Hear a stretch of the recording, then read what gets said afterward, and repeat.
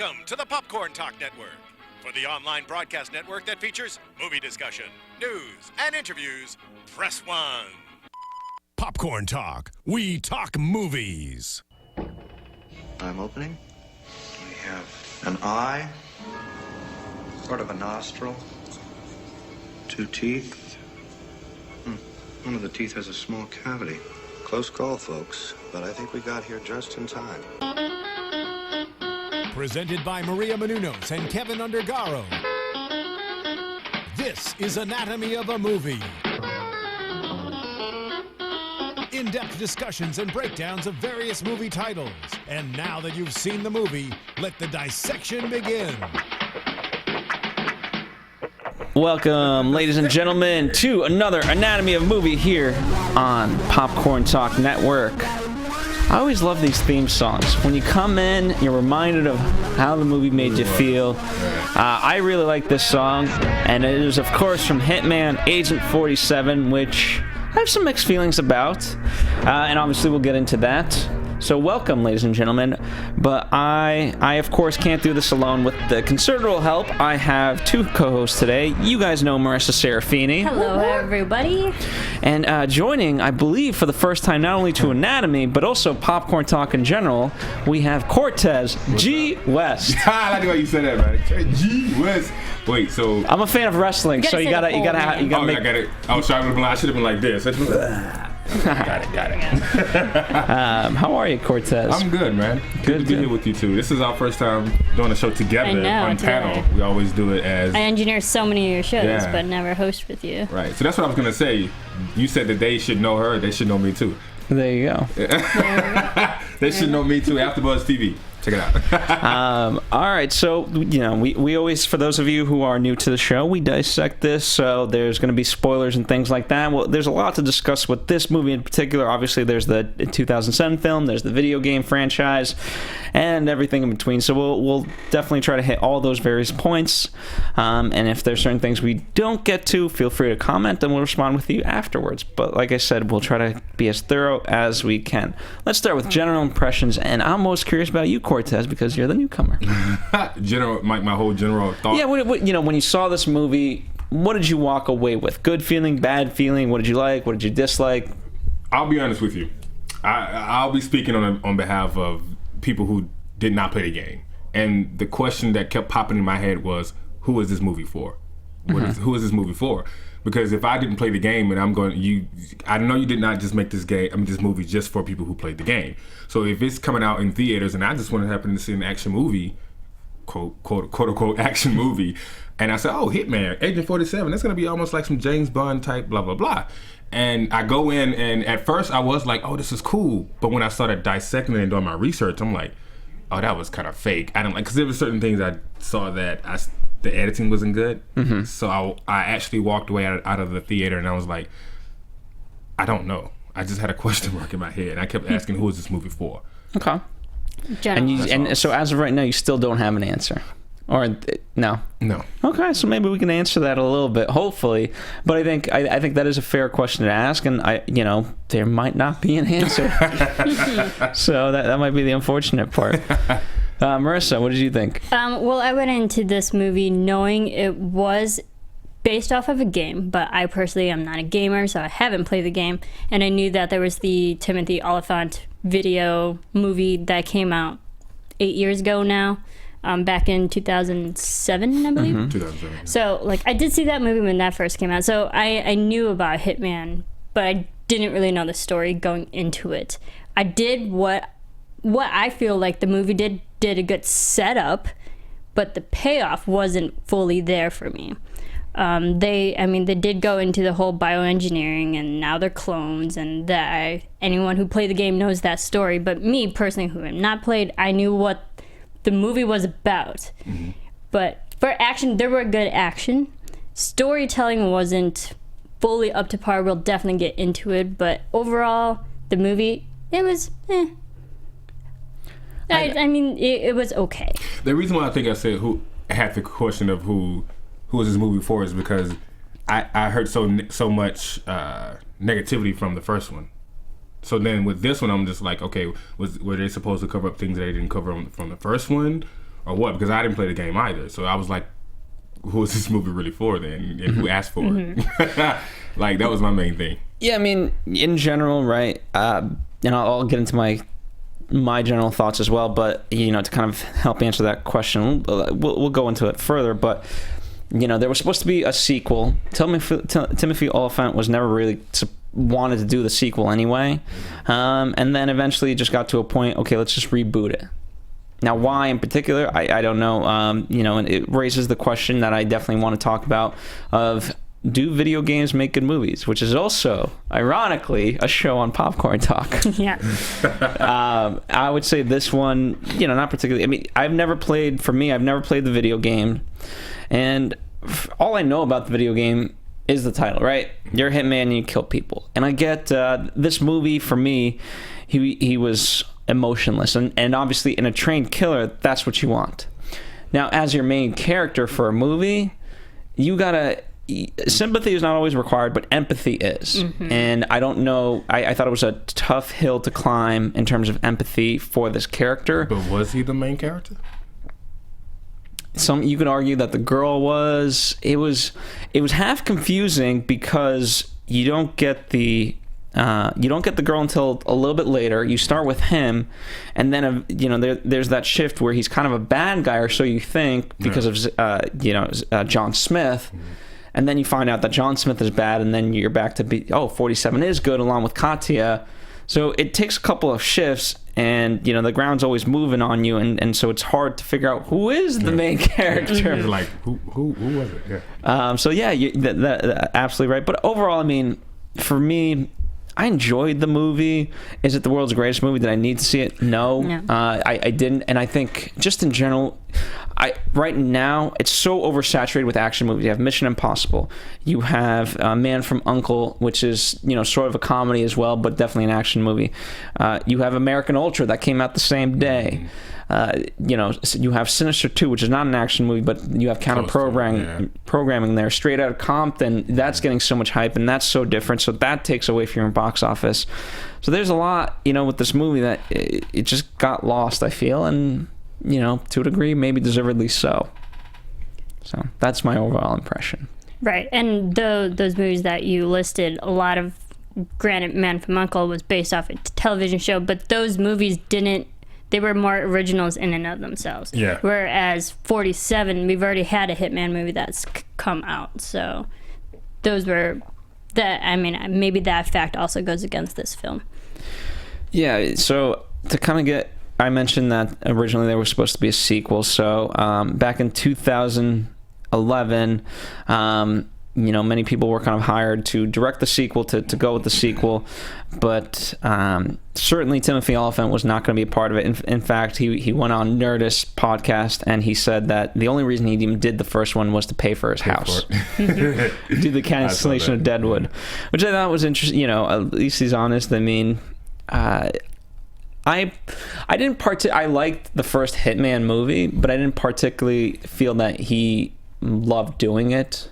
You know, although it's one of those things that I feel like Timothy Olyphant, if you follow his career, he is such an amazing actor that I felt he wasn't right for the role of, you know, 47. But he did a great job with it, obviously. Yeah, a lot of people said that, though. They said he didn't fit the actual character from the game as well. And they said that this one in 47 did. They said that he was the right build, the right look, and everything for the main character. All they was just saying that he's closer to the character from the game.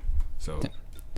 Yeah, you know, and the differentiation for me is that the first one, right, the first movie, he was much more meticulous. He was always thinking of how to do various things, and his main weapon was trickery. And even in this movie, Dr.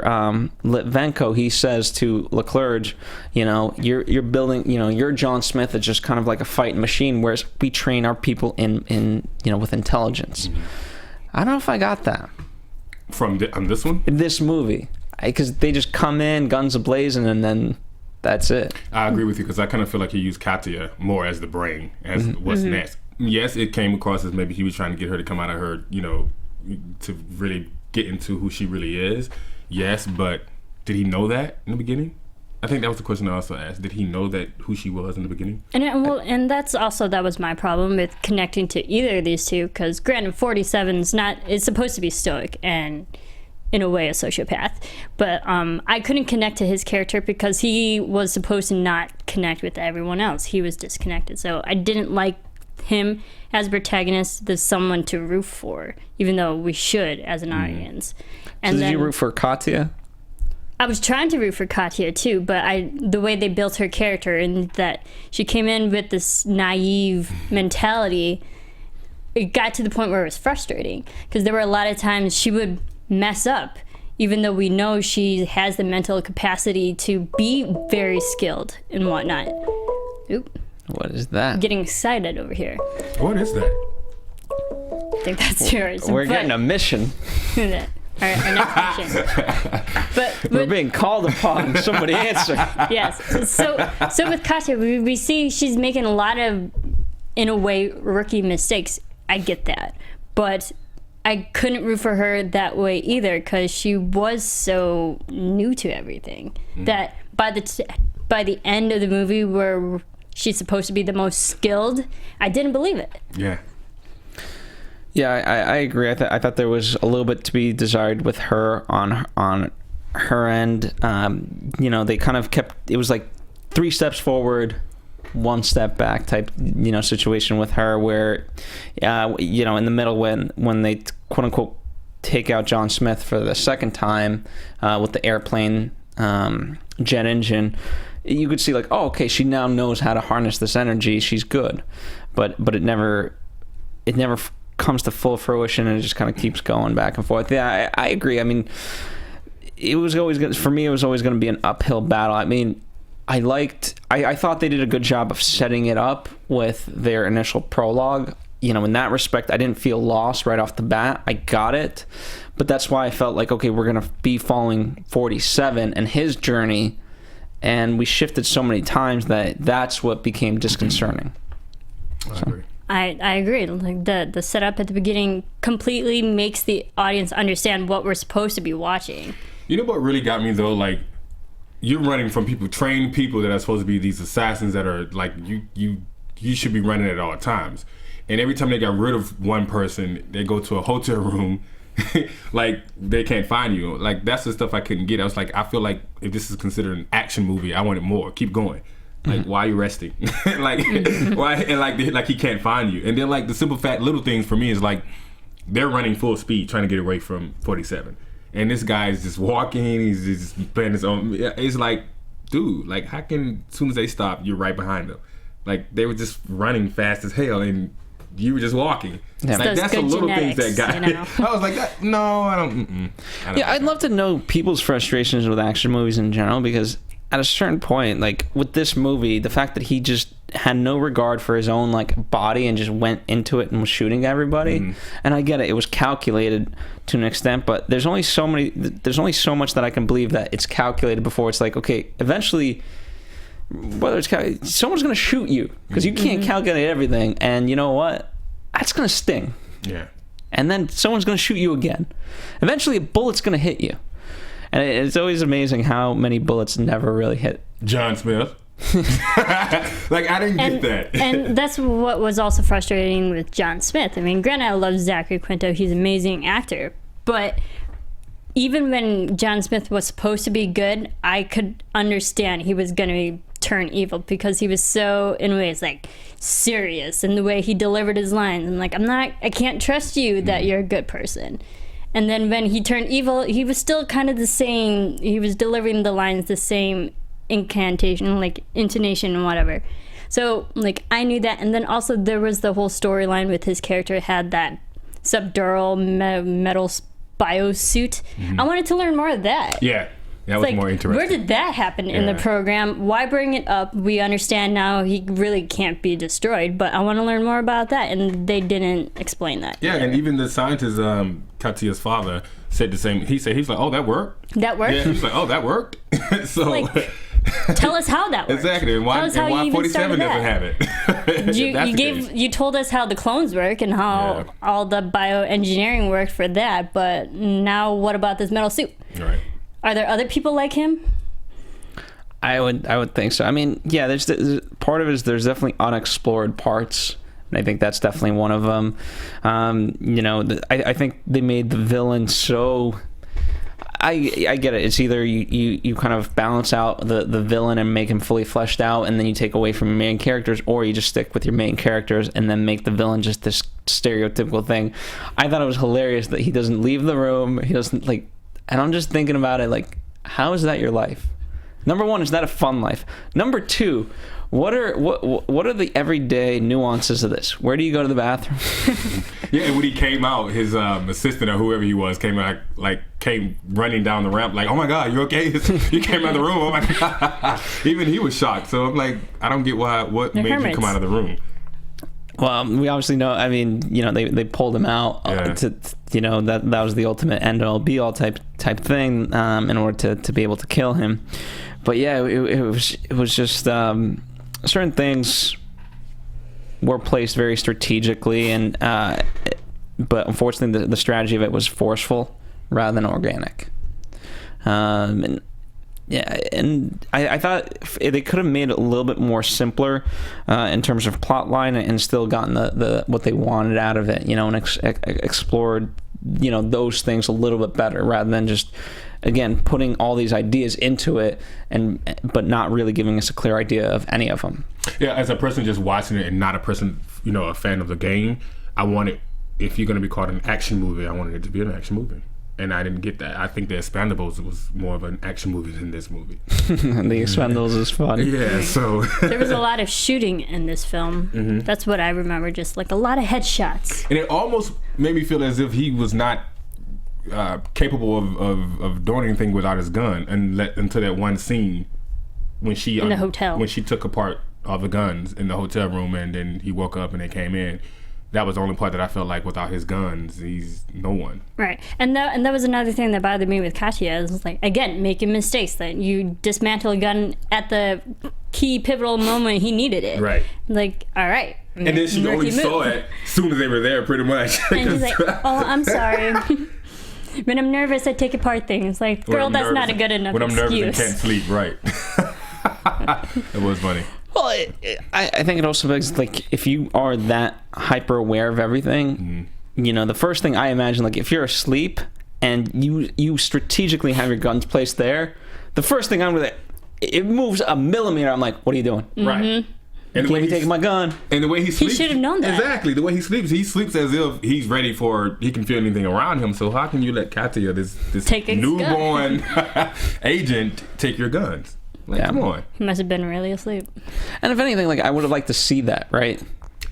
Mm-hmm. Yeah, because that implies that she's that much better than him, that she can take away the gun. Well, that part kind of, the look that she made when she looked out and saw that he was sleeping, the look she made, I kind of thought like, oh my God, she's going to take his guns. And then the next scene was the guns were apart. So I did get that, but I would want to have seen that, her trying to get the guns. Yeah, because that's the fun of it. Okay, how are you?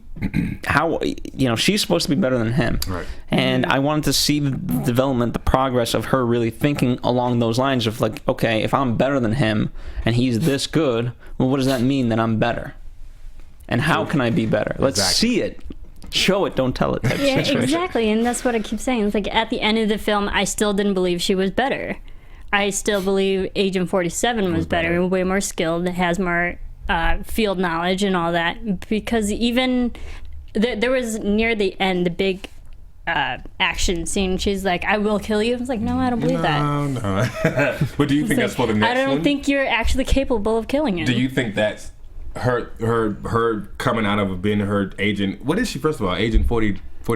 Or she's 90. 90. Katya translates to 90 in French. So apparently, all the other 43, we don't get to see them. Like I don't get it. Well, we saw 48. Yeah, 48 at the end. But what about 49, 50, 51, 52? They all died. Like, but what? I think it's interesting, not to make this a gender thing, but like the fact that they started off with men and then Katya is a female. Yeah, I like that. I do like that, actually. It's like, interesting. Where did they change? Yeah. What number? Well, they understood that, the men weren't cutting it anymore.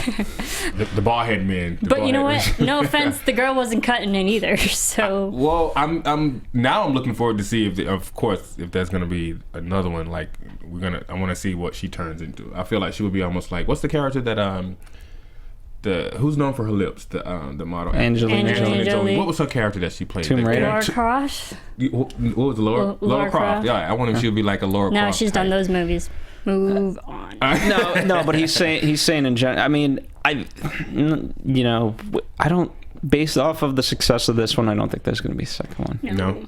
I don't think so. Not with the ending though. You don't think like how they came back showing John? I think they set it up. Yeah.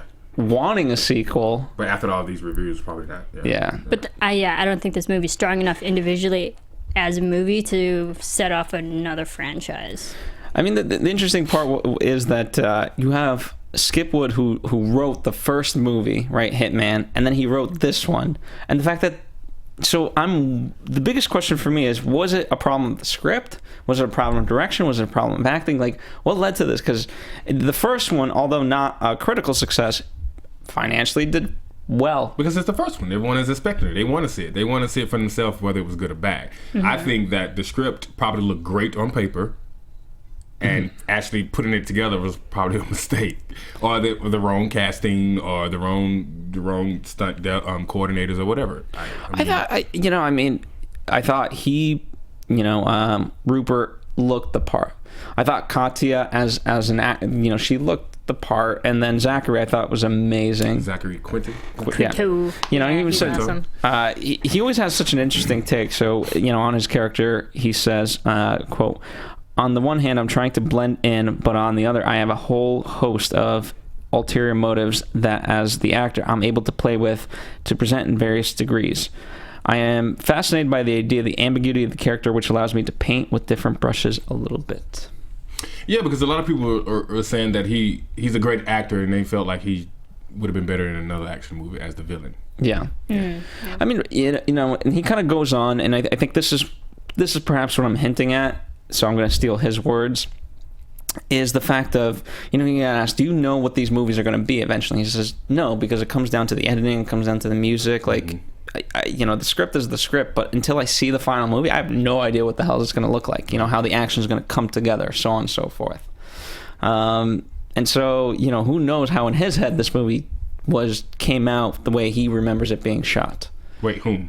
Zachary. Or any of the actors, just in general, because action movies are, when you shoot, like, let's say, a more regular movie like Silver Linings Playbook, or let's say Me, Earl, and the Dying Girl, just to give two, for the most part, you kind of know what the tone is based on the way you shoot it. This, you have no idea. That's true. And unfortunately, the result hasn't been great. And to keep going off of that, I completely agree with the setup of this film. We started the whole credits title sequence, erratic editing. I was like, okay, it's going to be all over the place. And then, but I say for the movie as a whole, maybe it's not the strongest, but the action scenes in this film were pretty strong. If you isolate all the train scene, the hotel scene, the big end shootout scene, individually, they're pretty solid action scenes. Like, so Cortez is they're good? Like, you're saying that they were good? Shooting, you had, I think there were explosions in there. You had a lot of headshots and gun-toting actions and whatnot. I'd say the action wasn't that bad. 100, the movie was it 100, right? The movie 100 with the soldiers, like the 300. Times it by 3 and you got 300. I did not just say 100. Okay, 300. Kind of off there. I saw more blood and actual blood leaving the body in that movie than this movie. I think this. Well, that was a stylistic choice as well. I get that, but you can't have a movie that came out way before Hitman 47, and then you look at this movie and you just see like literally someone on the computer making that blood splash out on the screen. Like I couldn't really get that. And then like for me, the stunt double, you can actually see some in school. It was a shot. Yeah. In school, I took a subject class, Pace Setters English, and they teach you how to look at television, and especially movies. So I'm looking at this movie, and I actually saw this. You remember when he got out of the car when they got all the things to the car when he couldn't move the car? Oh, right. And he got out of the car, Yeah, and he leaned, did backwards and came up and did a shot and came. I actually saw the thing that was holding him up. Like, no lie. If you look at it, you'll see the harness thing that's holding him up. See, little stuff like that, even though it's flashes, I'm used to looking at television like that. And so I felt they were a little bit behind in the scenes, in the action scenes. So I was trying to figure out what you were saying, is whether the scenes were good, or you were just saying that, yes, they had some action scenes, period. They had action scenes. For the death count, I can't count how many people died in this film. But individually, the action scenes were fairly solid. but that's what my problem is. I don't necessarily care about the death count, because you can have the world's strongest man, and then you could just literally just shoot all. Yeah. To me, it's about how you do it. I want the main character to be in peril. Right, and initially that was kind of Katya, but then it was the two of them, and so I want to see how they think of how to get out of these situations. I thought him kind of bending himself that way, I thought was a cool moment. Yeah, the way I thought it would, for an example of what did actually work, where Katya says keep going straight, and they smash through the glass, and then John Smith's car there, and the guy. I thought that was clever. That was the most, because it's thinking. Yeah. And it's action, and that was good. The other stuff, I wasn't worried about them. I'm like, okay, this is going to take 5 minutes, but they'll be all right. It's funny that you just said it about that scene when they drove out of the parking deck, because that next following scene was probably one of my best scene was when they were talking about when they were getting to leave out of the parking deck, and he was like, close down the parking deck, and then the poles were coming up. Yeah. In my head, when they got through, when 47 got through, and then John was getting ready to go through. In my head, I said, now I wonder if he's going to hit this pole, and if he hit the pole, will the pole be bent? Will the pole get bent? And it was. And I was like, oh, okay, cool. See, I look at stuff like that because it makes you feel as if, okay, they're thinking about the small. Exactly. That made me think that they're thinking about the details, the small details, and that's the things I look at. Yeah. And the fact that how the motorcyclist actually hit the truck, that was dope too. That probably was the only cleanest thing that I saw through the whole movie. My thing is, I watch a lot of martial art films too, but to compare it to that, when going off of you saying 47 didn't feel like he was in peril, no, I completely agree, because every time he was facing someone, it was always one person coming at him. It's like, yeah, you can easily take out one person at a time. There weren't, I can't remember really any moments where he was fighting 2 or 3 people at a time, or in a lot of martial art films, when you kick ass with 4 people fighting you at the same time. Yeah. I'm like, that's an action scene. But for this, it's just he had a gun, and 1, 2, 3, he was taking on one person at a time, compared to 5 people going on at him, where if that happened, multiple people came at him, then I would feel like he was in peril. Yeah. Let me ask you guys this: the motive for Katya to try to find her father, did you guys feel that was strong or weak? Because she's searching for the man. She doesn't know why she's searching for him. First of all, she didn't even know that was her father. Yeah, not at all. Yeah. She just was searching for him. Why are you searching for someone you don't even know why you're searching for him? I don't get it. I think it was just her hypervigilance and her being so aware of her surroundings. I think it might have just been, I have to search for this man. I don't know why, but there is a calling for him, I guess. But here's the thing, I don't know. Obviously, there's elements of sci-fi in this, but it just feels very sci-fi. That takes it to a whole nother level of what is that? The Force drawing you in? What are we in Star Wars? It was too simple of why she was searching for him. That was just simply overlooked. And then when she finally, okay, he's here because of the gardens and so on, and he must be sick, and I felt Litvenko was a little bit weak as a character, and that's why also it made it very hard to forgive certain aspects of it, because here's the guy that started this entire program, who's been running his whole life, and here he is just in broad daylight at some garden.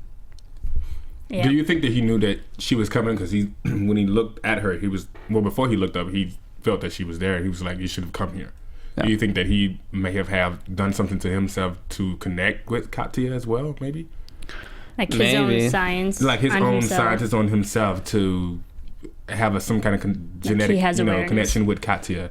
You know what I'm saying? So maybe. Obviously, it's, it would have been a bad choice because obviously the whole point was to get rid of that connection. I don't know. I think at this point, I'm speculating. I have no idea. Yeah, and my problem was when the father did die in the end, and she was all upset about it. I didn't believe that because I didn't feel like that was earned. Because she has this whole film trying to search for her father, who she didn't know she was searching for her father, and then a short interaction scene. Mm-hmm. There wasn't enough time spent for those two to be together to bond, for her to react the way she did at the end. It wasn't earned. I agree, because even her father did not give her enough information of why she's who she is. And what she's capable of. Right, because she asked that question like, why, what gave you the right to do this to me?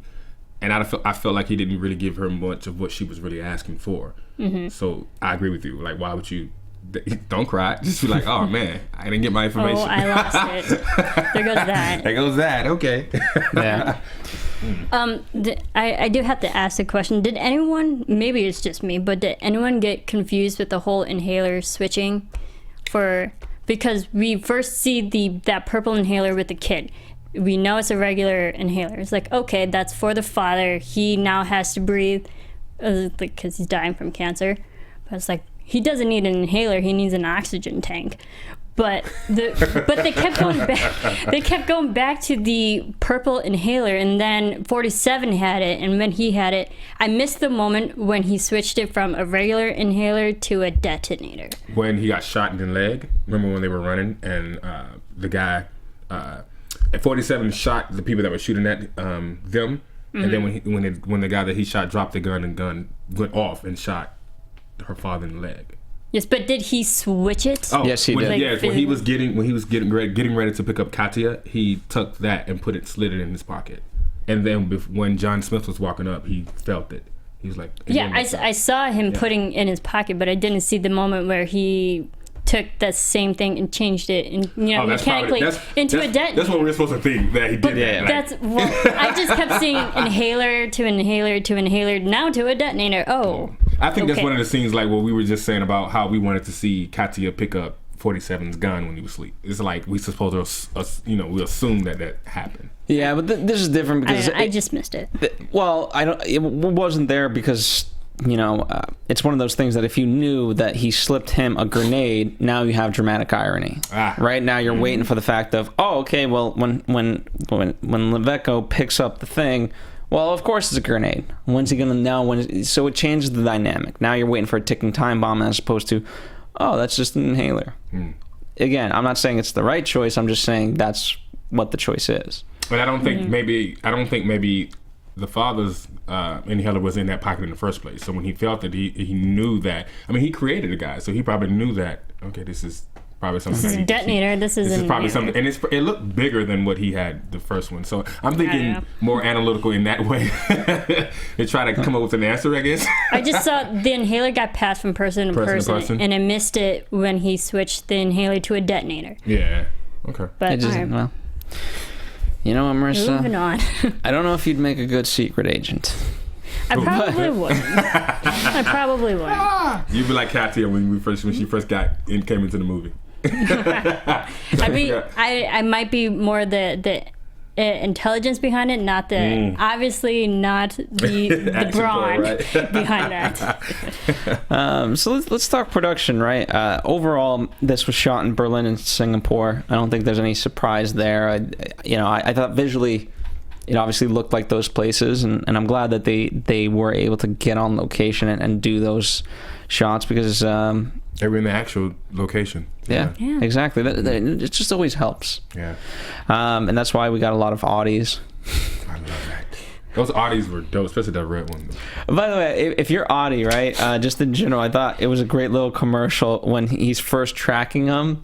It not only pops up as here's the car, but Audi. Audi, yeah. It is Audi number 1, Audi number 2, yeah. Yeah, you're just tracking Audis. So you know what? If you're Audi, you must be very happy with the movie overall. Exactly. You got good exposure.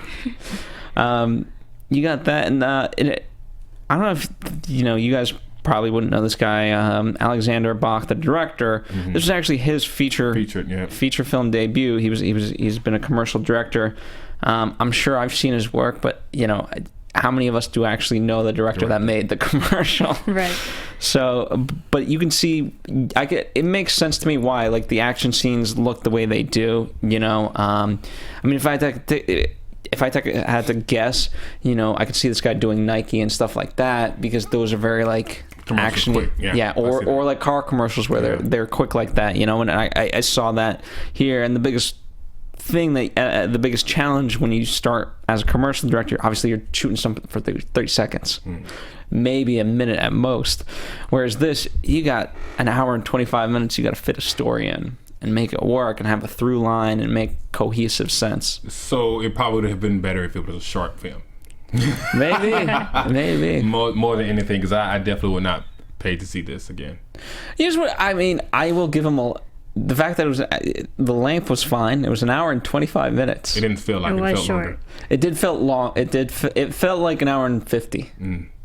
So, but because I in the theater, I actually saw a lot of people picking up their phone a lot. Like, that's how much of attention span that it takes to watch that movie. Not a lot, because people were in their phones. I actually saw people like picking up their phone on Instagram, Facebook, and then when something happens, you know what I'm saying? That's how boring it was. Well, and that's the thing, I think, with the format of this film. There was dialogue beginning, action scene, back to dialogue, back to action. It was a lot of back and forth. There were a lot of ups and downs in this film, and I think maybe that's where they lost people's attention throughout, compared to, say, Mad Max Fury Road, where it's constant action. But you lost me because, like I said, I couldn't tell if it was an action movie or not, because, 1 minute they're running from an agent, and then next she's taking a swim.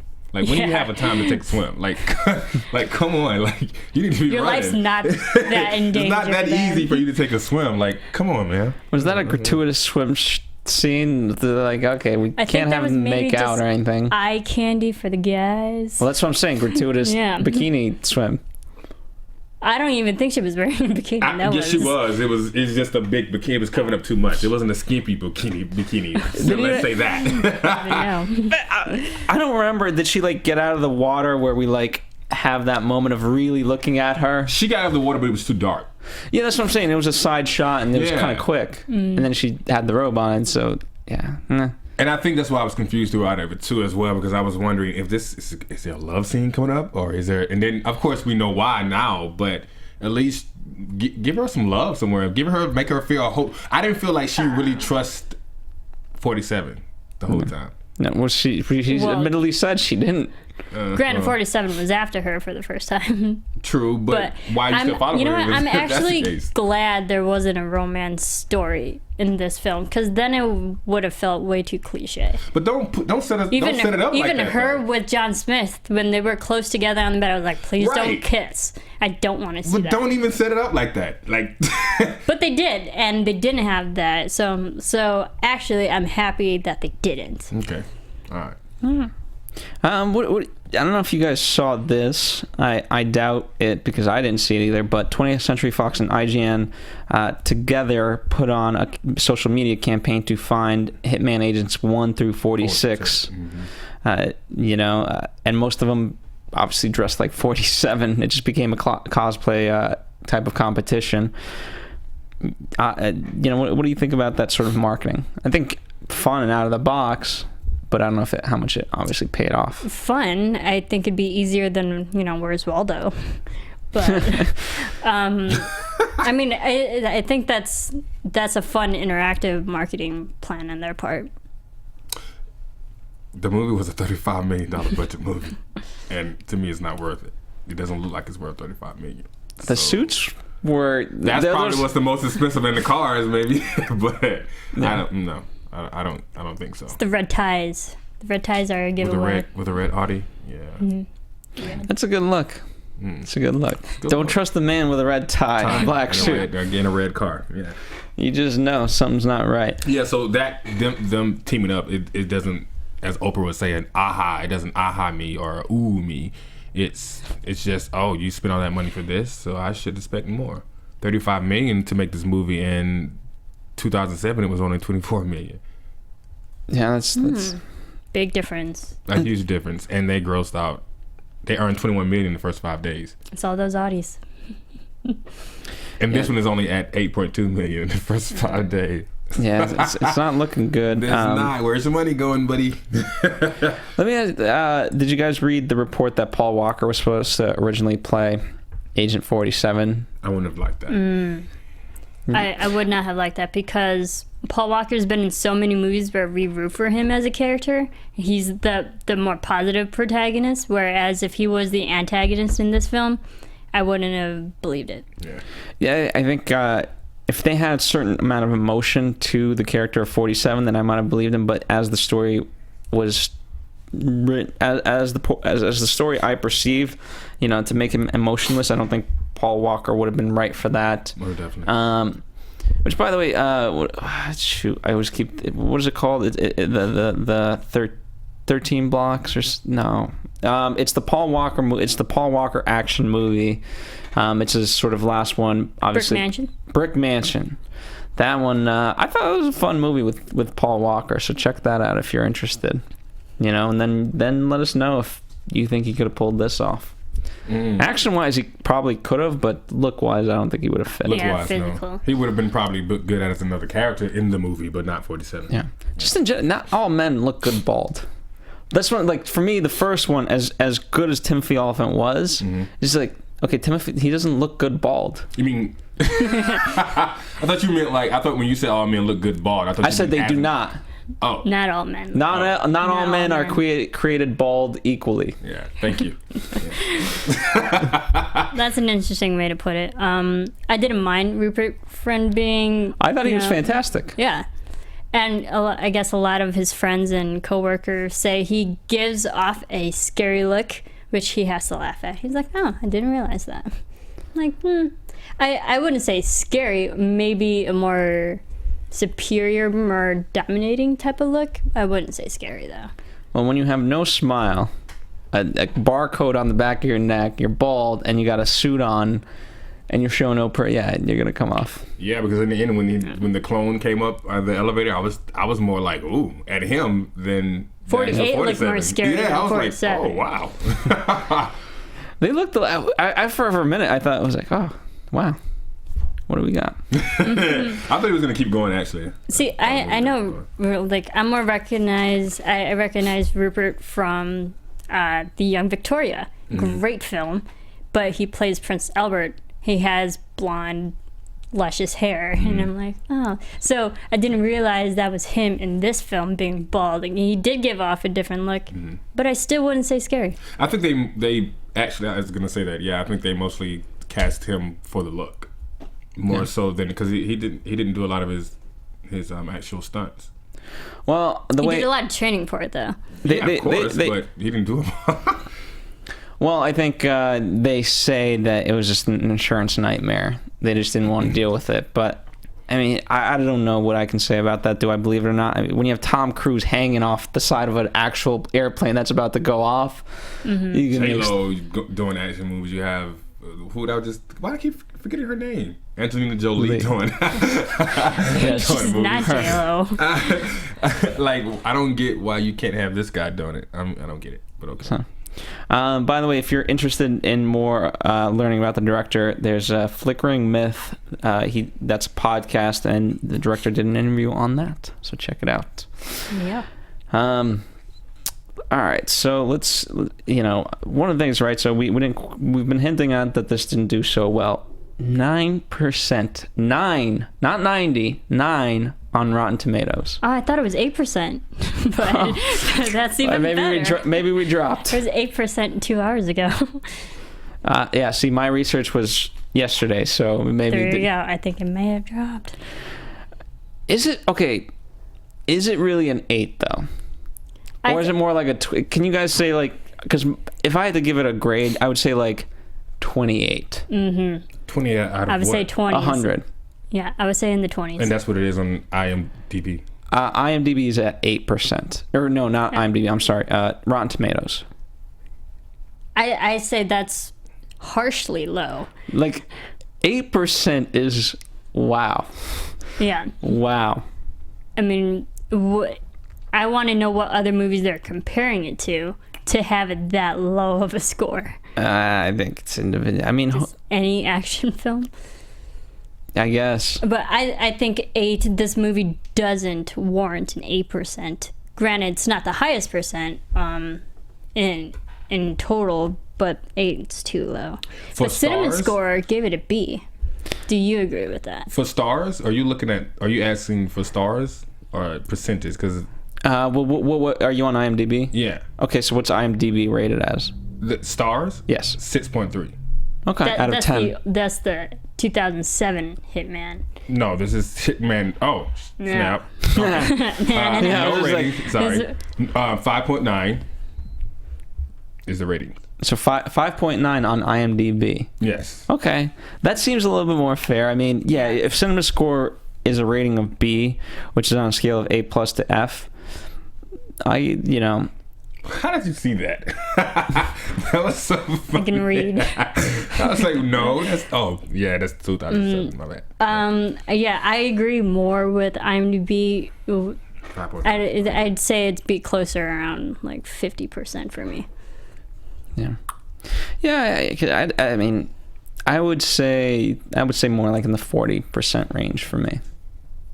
It should have gone straight to Netflix. I said that earlier. I think it should have gone to Netflix. That's is for a person who doesn't play the game and just want to watch. Let's say, for instance, I haven't watched an action movie in a long time, which I have not, and then I look at what's out in theaters, and then I see Hitman 47, like, oh, action movie, yay! And I go out and watch it, not knowing the story or not. It doesn't matter. It's still, I have to look at it for what it is, and it wasn't. Like direct to DVD type of film. Correctamundo. If you did that, it would have been. I think in general it should have been made for a lesser budget. Rather than Yeah. 35 million. Yeah, I agree. If you did Netflix one, even less. Yeah. So it's. I don't think we're gonna see a follow up to this. I don't Not think after so all either. these reviews. Or if they plan on rebooting this film again in the next 8 years, Please don't. they're going to recast everybody again.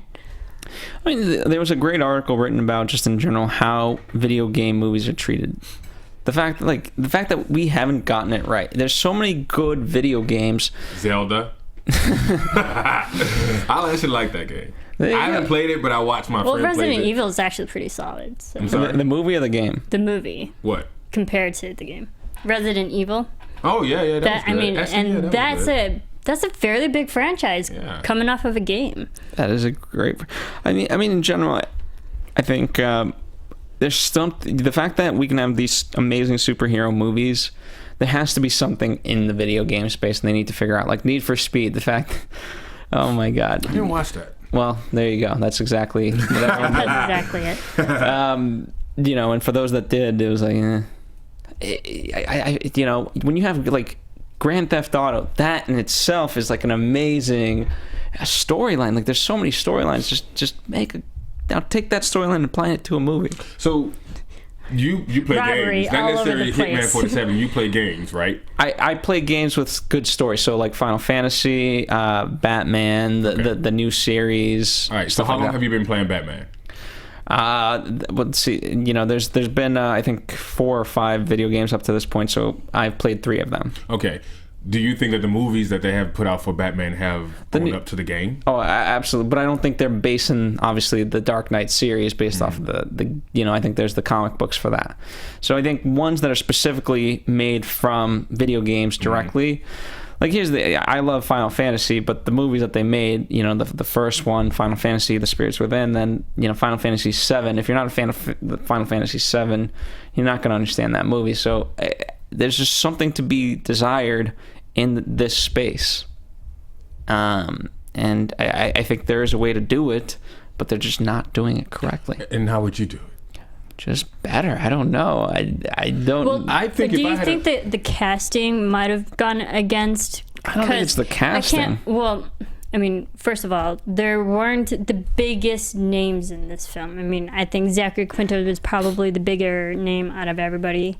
But I don't need a big name. Why have a big? Just give me a good movie. But do you think that could have like gone against why people didn't go to see this movie? Like I said earlier, I think this movie probably looked. I like that question actually, but I think more so, I think this movie looked great on paper, and with the team itself, from the stunt team, because this is a $35 million budget movie, like from the team itself, who was a part of the editing, who was a part of the actions of the action scenes, all that kind of stuff. The director maybe, like maybe that played a part in it. But if I have $35 million and I can I have that to put together a movie.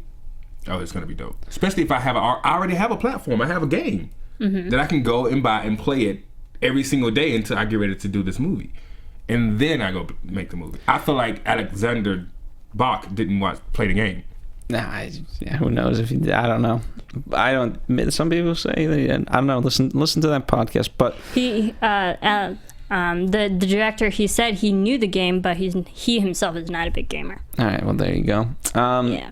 But you can look at American Ultra, and while not the biggest stars in the world, you have Jesse Eisenberg, Kristen Stewart, Topher Grace, Connie Britton, Tony Hill, Bill Pullman, and the list goes on. That actually did worse. So, what you mean? Just having big name actors doesn't mean that the movie is going to be good. Is what you're saying. Yeah. But also, those are completely different genres. Not quite. Well, they're both action-y. Right? Action-y. I like the way you said that. No, well, because specifically American Ultra is like a stoner comedy meets action. I feel they appeal to different demographics. Yeah, but regardless, like, you know, the way I would look at it, if Cortez knew a little bit more about American Ultra, I think he would have been a little bit more divided as a person that wanted to see an action movie. I think he would have been, okay, do I want to see a typical action movie, which is, you know, Agent 47, at least on paper, right? We're just talking speculation. Or do I go see American Ultra, which is billed as an action movie with comedy, and basically your main action hero is a stoner, and how the hell is he going to do this? And I think it splits people. Furthermore, you have Mission Impossible that's still, you know, kicking ass at the box office, and then you have Man from U.N.C.L.E., which is not necessarily an action movie, but in the same area.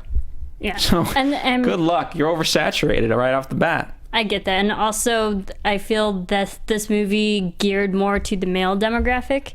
Granted, we did have a female protagonist in this film, but I don't think she was... women aren't coming to see Katya in the movie. I certainly wasn't, but I feel as a female character, they're trying to build her up as a badass woman, female badass kicking woman, and I'm like, I didn't see that. There were two strong female characters in Man from U.N.C.L.E.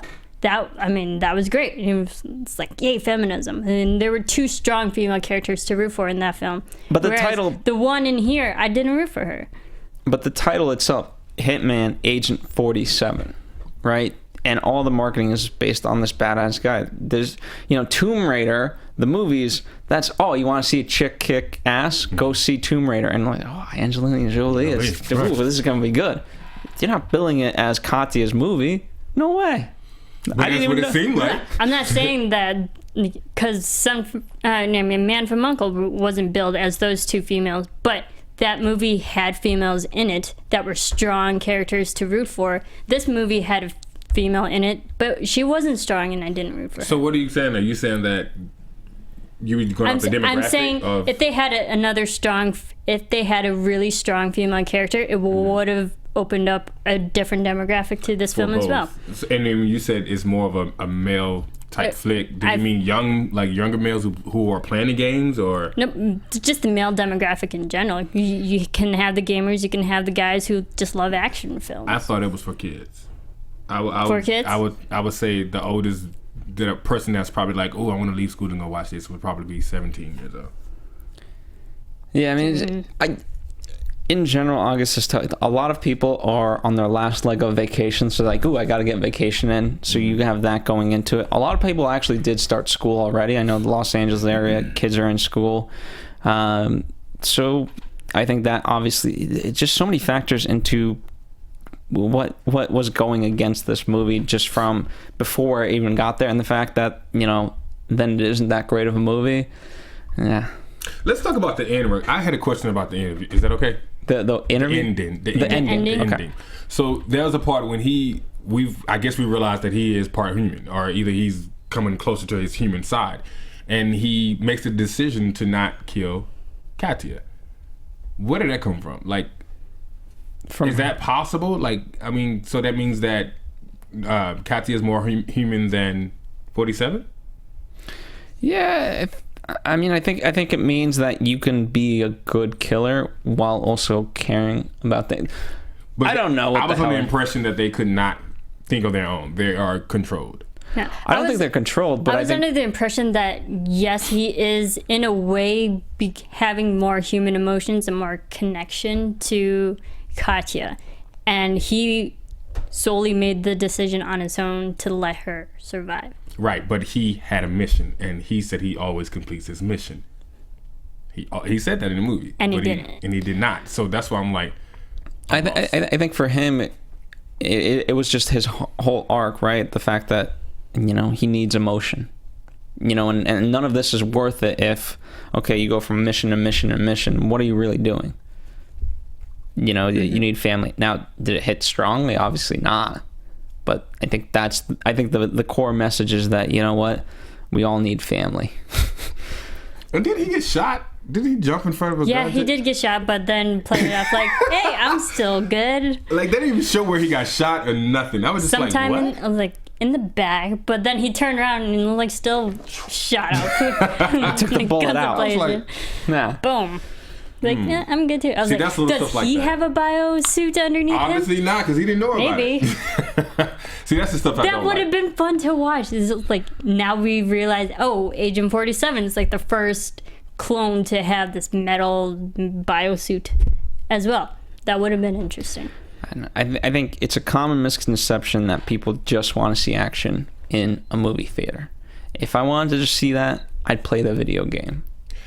If you know what that movie is to me, is on a Sunday and you have nothing to do, you just ate dinner and you watched all your Netflix movies and all the Hulu movies, and that movie was there. Like, Last Resort. And it had like 3 half stars, like 3. And on the third star, it was like a half. Like, this would be the movie you just watched. 2.5 stars. Well, yeah, 2.5, yeah.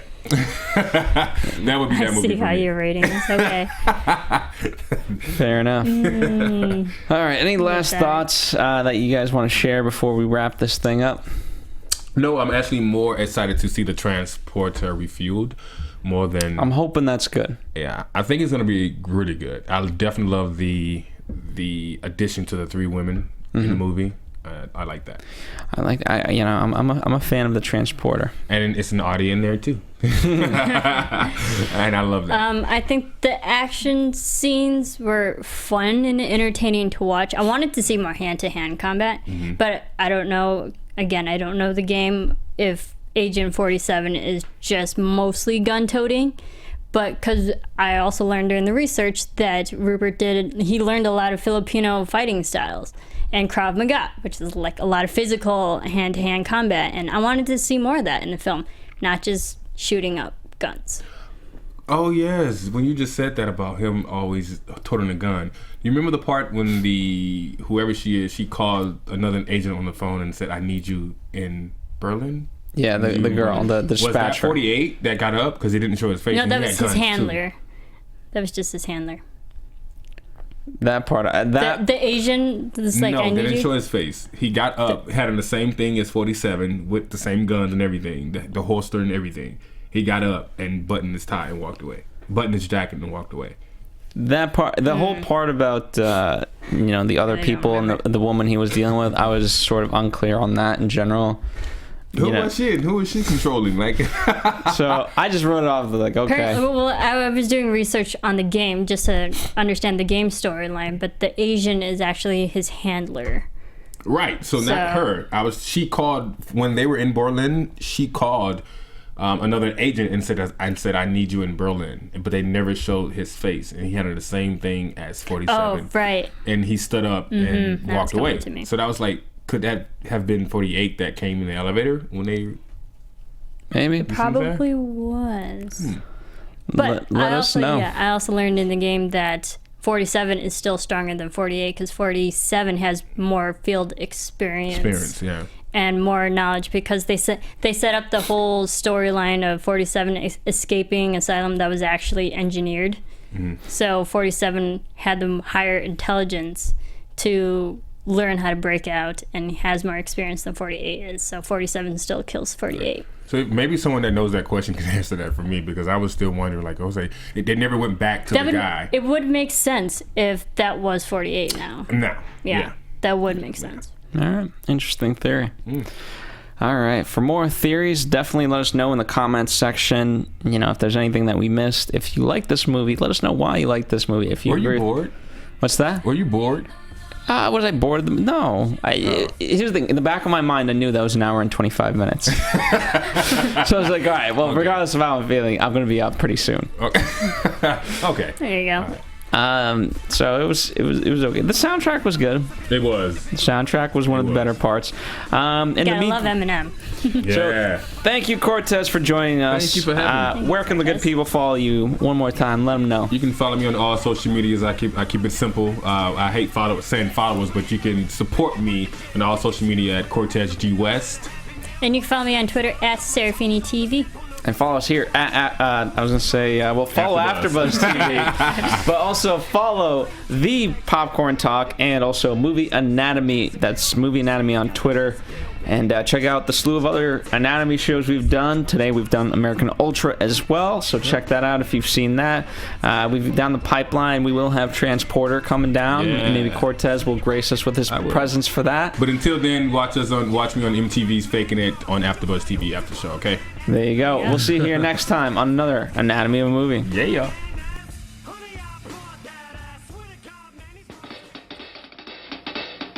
From producers Maria Menounos, Kevin Undergaro, Phil Svitek, and the rest of the Anatomy of a Movie staff, we would like to thank you for listening and subscribing to the show.